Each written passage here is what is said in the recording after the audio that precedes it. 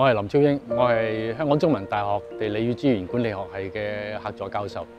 以前退休前喺天文台做過。我每次諗起白海豚咧，都印象中就係覺得佢喺海入邊游嚟游去，好過癮，好開心嘅。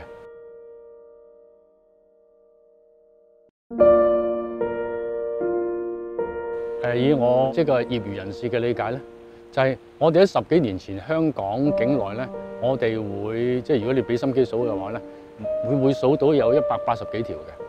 但係到現在最近呢1、2年咁咧，已經跌到得返40幾啦。即係話咧，我哋得返1/4個數目。咁另外3/4去咗邊咧？咁實際上咧，就我哋只能夠結論就係話嗰3/4咧係冇咗嘅。因為第二啲地方咧，本來都住滿白海豚嘅，原來呢3/4嘅海豚突然間去咗嘅話，係搶食嘅。喺香港海域入邊嘅海豚咧，佢哋係一路都受到好大嘅壓迫嘅。即係自從我哋填海起咗赤鱲角機場之後咧，佢個地盤已經少咗。仲有就係呢個屯門同大嶼山之間嗰條海路咧係窄咗好多嘅，於是令到嗰啲好多嘅船喺嗰度咧咪行逼咗咯。咁所以令到啲海豚好難進入大嶼山嘅東北邊。大嶼山東北邊嗰啲海豚嘅數目其實一路已經少緊㗎啦。係自從我哋搞埋個港珠澳大橋之後咧，就個情況好惡劣，由幾十條變到0咧。我哋一定要諗清楚，究竟我哋人類做咗乜，搞到將香港嘅吉祥物係搞到由有變做冇。機場就起咗喺度㗎啦。珠港澳大橋都起咗喺度啦，呢個米已成炊。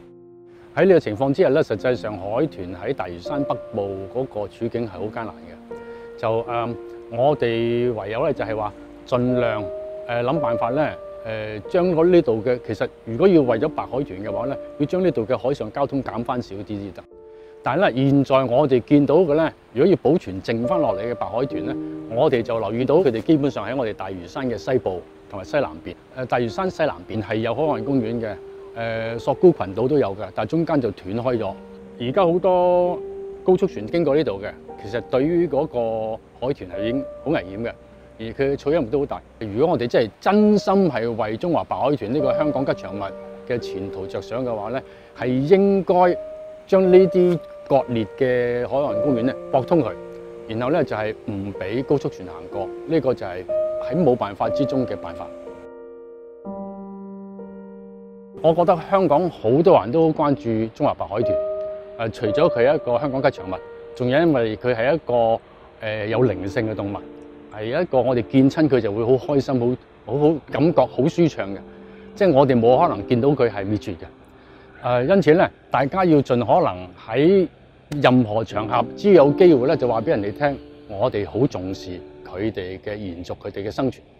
就如果大家係有啲咁多時間嘅，就大家去幫手做一個聯署，令到香港政府或者所有有權力、有影響力嘅人都明白，其實保護呢個白海豚係我哋香港人嘅共同意願。咁樣嘅話咧，就多啲推動力，白海豚就會有希望。我哋要修復豚地，還海豚完整嘅家園。